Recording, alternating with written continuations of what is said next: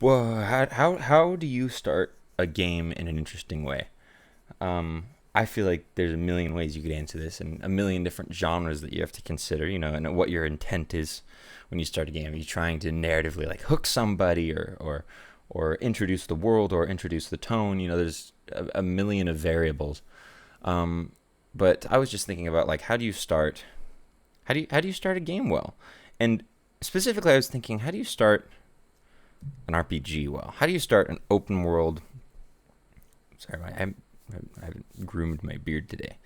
Um, how do you start an RPG well? Because most RPGs, pretty much every RPG, will start with a character creation, right? And that's pretty much expected.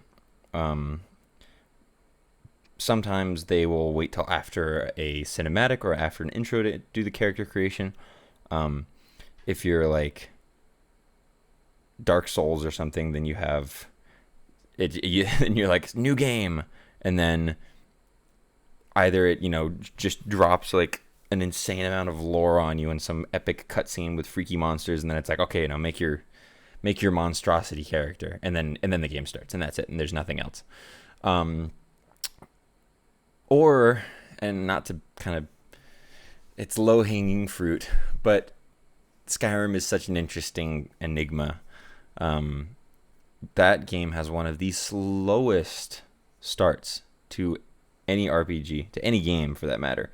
I mean, there's a reason that cart riding scene is iconic. Um, and I think that the first time you play, it's like, wow, this is cool. But even still, the first time I played Skyrim, I remember being like, wow, this is going on. This is going on. And and that's something that a lot of the modern Elder Scrolls or Bethesda games actually even struggle with. Uh, Even Oblivion has a very long intro. You're in the prison. You get out of the prison. You have to, you're with the Emperor, and then you go through the sewers, and like it's a long sequence. Um, Starfield, oh, gosh, that game is so boring. I wanted to like that game. You see the other video that I made about this. Starfield is so boring. The intro to that game is so dull.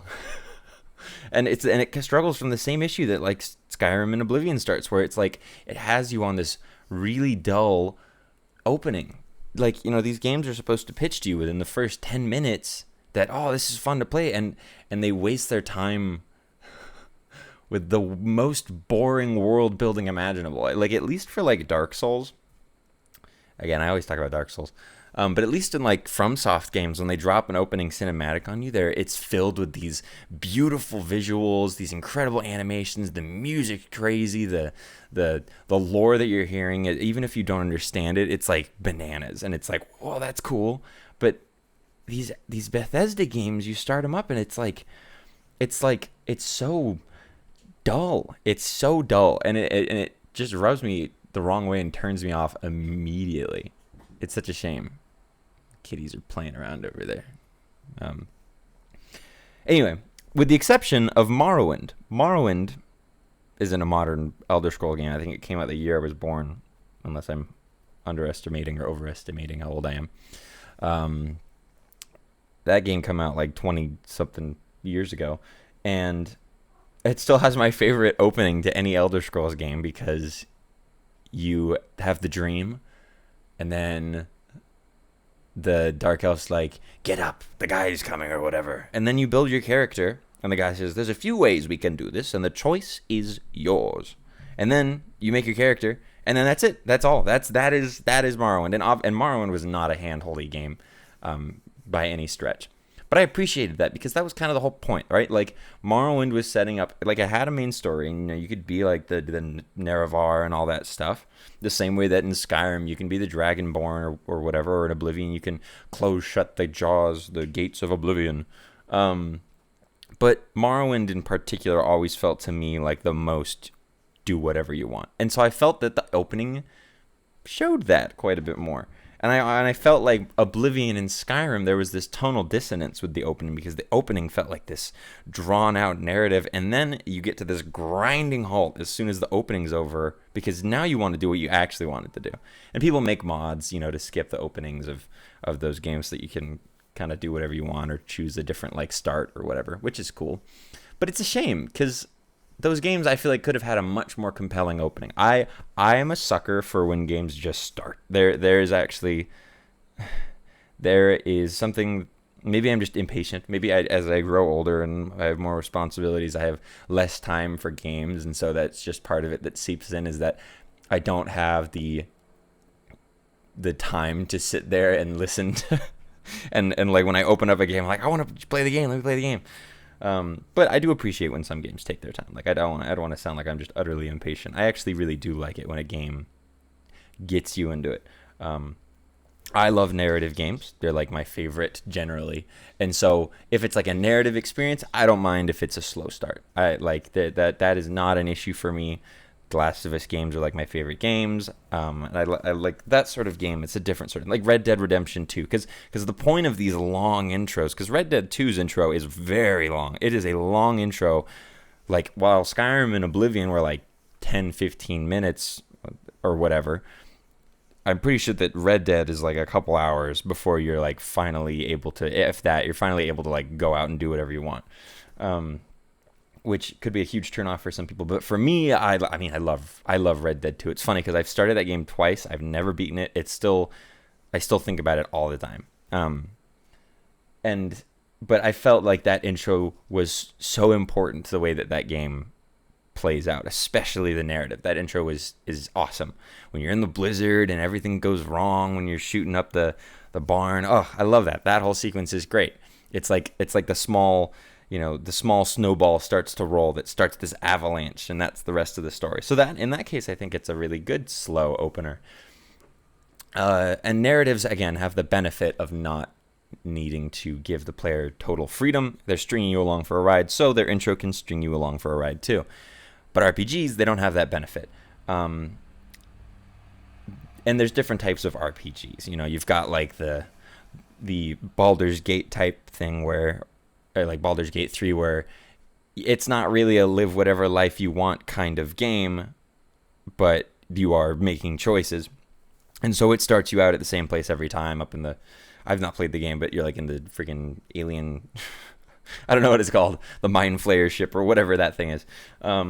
As far as I know, that's the only way that game starts. I really should play that game because I know nothing about it, other than you can make love with a bear, which is pretty crazy.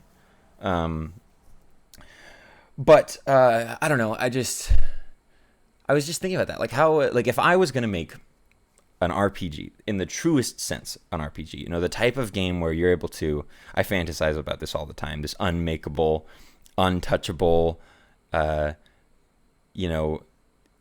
this Atlantis in my head, this El Dorado, this city of gold that I want to make, this RPG. That's right, this Omni RPG. And I know it's not actually really feasible in the slightest, but there's a part of me that still wonders.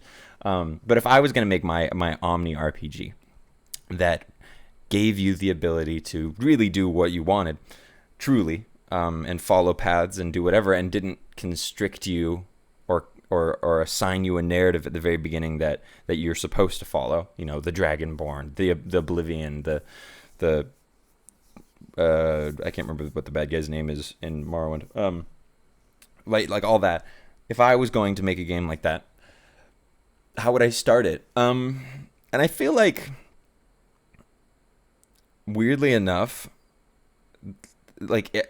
I feel like the best way to start a game like that would be with as minimal opening as possible. My mind goes to like Breath of the Wild. When you start Breath of the Wild, that is a narrative game by all accounts. I mean, it's a like open world adventure game, but it is a narrative. It's not an RPG. Side note, don't you hate it when you're like, oh, I need to find a new RPG, and so you like go online and you look up like RPGs, like best open world RPGs, and then you open and it's like PC Gamer or something, or IGN. It's always something like that. And then like in the list they have like Red Dead Redemption 2, Breath of the Wild. Those games are not RPGs. Those are not RPGs. They're not. That's an RPG is a role-playing game. Just because you can make small choices, I feel like there's like maybe I should talk about this in a video, because I always get so frustrated when someone's like, this is a role-playing game. I love The Witcher 3. tremendously. I think that game is extraordinary. I don't consider it in my brain to be a role-playing game. Not really. I think it's a story game where you can make choices, but I don't think it's a role-playing game. To me, a role-playing game is a game where you inhabit a character that is completely your own. So the Bethesda games are role-playing games. Even if they have like a narrative that you can follow, I feel like that is still, you are playing a role, as opposed to in The Witcher, you're playing Geralt. In Red Dead, you're playing Arthur. In Breath of the Wild, you're playing Link. Those are not role-playing games. That really bugs me whenever like articles do that. Anyway, was I even saying? Right. When you start out Breath of the Wild, you walk out there and it is like, I mean, that is still one of my favorite intros to any game ever. I mean, the plateau sequence, the Great Plateau, is a little long for my taste. I understand why they do it, but that opening alone, where you step outside and it's nope, I went into Tears of the Kingdom. Right, that opening with the beautiful piano and everything. You step out and then you see Hyrule, and then it starts. Like, that is almost how I would want the perfect open RPG to start. I wouldn't want some long-winded spiel from Patrick Stewart in the dungeons, or I wouldn't want the whole headsman and the dragon thing. I mean, maybe there could be a fun way of doing it where you choose what kind of character you're going to play, and then the opening is based around that, and that would be kind of exciting. It's like, oh well, I think my character would be a fisher, right? It's something really boring like that, but that's just an example. Like, I'm a fisherman, and so the game starts out and gives you an opening that is fisherman related, but then ultimately, they all get to a point pretty quick that allows you to just choose what you're going to be. I think that would be neat. I like it when a game, especially an RPG, a true RPG in the proper sense, just starts, and it doesn't push you into being the character that the game wants you to be. So for me, that's really why the Morrowind opening is my favorite. You're this guy on a boat, you get out, you make your character, and then you're free. I feel like that's what I would want to do if I was making some big open world RPG. It would be, okay, you get off the cart, the train, the boat, go ahead into customs, sign in, right? Like, and I think you can get more creative with it. You get really creative with it. It depends on what your setting is. I don't know. If you're like doing some crazy fantasy thing, maybe you're some dead dude that just crawled out of the ground because you got, reanimated. But like, even that, like, it's funny because in RPGs, I always hate going for the special guy. It's like my least favorite thing. I actually, in Skyrim, I don't think I've ever beaten the game as the Dragonborn. I don't think I've ever done the full Dragonborn quest because I just didn't find it interesting, and I have a thing about like being the powerful character. I love being like the weak character in role-playing things, or like the nobody. Those are my favorite characters to play. And the Bethesda games, I think, really struggle. I don't think this is their intent, but for me, I have a hard time connecting with the Bethesda games because I feel like I want to be nobody, and they want me to be a god or a king or the leader of the Thieves Guild or the Dark Brotherhood or the Warriors Guild or whatever, and I would rather just live in it. But that's totally something else entirely. Another topic that I think I've already talked about, probably. I'm sure there's so many overlap in these videos. These really aren't. They're not scripted or anything. I just sit down and I start talking. But ultimately, where this all comes back to is that intro thing, right? How would I intro a game that gave you ultimate choice? I feel like you need to start it in a way that allows the character to express themselves from the get-go. It can be frustrating to, if you wanted to play Skyrim, the issue with starting up Skyrim, if you're like, I think it would be cool for my guy to be like a noble lord or like a lord merchant. If you play unmodded Skyrim, you're on that cart because you crossed the border, and that's like, again, for what Bethesda's going for, that's what they're going for. But if you want the proper open RPG experience, you're already getting cut off at the feet right there. It's already putting you in a position that's telling you who you are, and you don't get to pick who you are. So again, and I'm not saying that like Bethesda games are garbage because you don't get to pick who you are. That's not really the point of Bethesda games. I don't think that's what their intent is to make a game like that. There are games that are like that. Although admittedly, I have a hard time. I haven't. Sorry, that was probably loud. I haven't been able to find a game that's like that is compelling to me. There are RPGs that exist out there, but it's so hard to accommodate for, all the variables. So truly, there aren't any games quite like that. But intros, man, game intros. I'm trying to think of just any other cool intros that I really like in games. I like the God of War Ragnarok opening. Again, I like narrative games. I'm a sucker for them. I think they're super cool. Where'd my smoothie go? I must have left it over there. I like the God of War opening. I like both the God of War openings because they do the awesome thing that I'm really a sucker for, where the main menu is the game. So like you have this shot of Kratos by the campfire, and then you start the game, and then there's no cut, there's no transition. It starts, and that main menu is where the game starts. I like that a lot. I think that's neat. I like when games get clever with their menus. Oh, we should talk about that next. I should talk about cool main menus in games.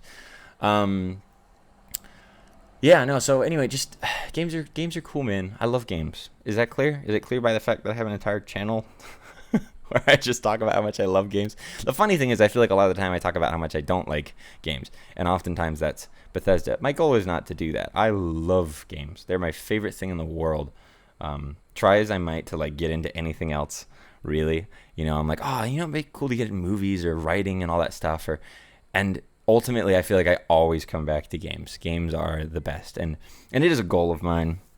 It's a goal of mine someday to truly make something. I've dabbled in some game jams in the past. I should post that in the description so you can see the kind of very, very fundamental game jams that I was a part of.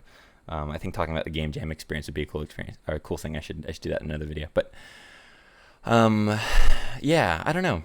Just thinking about game openings and how some of them are really cool and some of them are really slow and some of them do a good job of gripping you and getting you from the start, and some of them suck. I think the Silent Hill 2 opening is really great for getting you right into that horror vibe. They waste no time.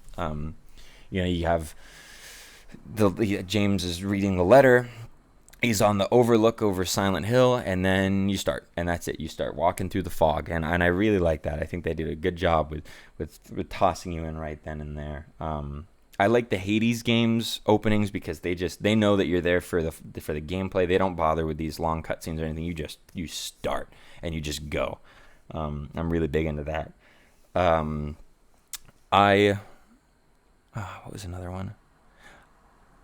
Yep, I don't know. This one I didn't really have as much of a plan of this one. It's funny how often so many of my videos end up me talking about RPGs because that's what I think about all the time. It's like I always am coming back to this RPG, and it's such a conundrum for me of like, why is there no RPG that I truly love? I want to love a good RPG so bad, but I just don't. And I think that maybe my expectations are crazy, right? Maybe my expectations are that I want this Omni game that doesn't exist and cannot exist, not without all of the resources in the world and bajillions of dollars going into it, endlessly, And so like I get that, but man, it's funny how often I come back to this. So I should just do like a tally mark for every time I should have like a little like post-it note that I put on my monitor that says, "Don't talk about Skyrim, don't talk about RPGs," so that I talk about something else. But anyway, that's it. I'm gonna call it here for now. So if you have any cool like openings to games, whether it's RPG or regardless, just like openings to games that you feel really stuck with you or really cool or that you just enjoyed, I'd love to hear them. I'd love to see them. Or I'm sure that there's some that I'm just totally forgetting because I played so many games at this point, it's hard to keep track of them all. But yeah. Oh, you know what's great? Final Fantasy VII. Oh my goodness, that intro's amazing. That intro's so good. Both the old one and the new one. That intro is awesome. The music. I mean, Uematsu is such an incredible composer. I listen to his music all the time. I listen to Final Fantasy stuff all the time. But the opening for Final Fantasy VII is so good. The beam bom beam, and you're like, ooh, what's this? And it's like boop ba beep ba, and then it like starts, and you get like the train, and then you get the view of. Or, I mean, the train comes after. You get that huge view of Midgar after you're in the alleyway with Aerith, and it's like wah, wah, wah, wah, wah, wah, wah, and then you pan down to the train. And it's so good. It's so good. What an awesome opening, and not long either. Like it doesn't waste a lot of time. Okay, I'm gonna stop now. I have to go find my smoothie before it melts. So, bye.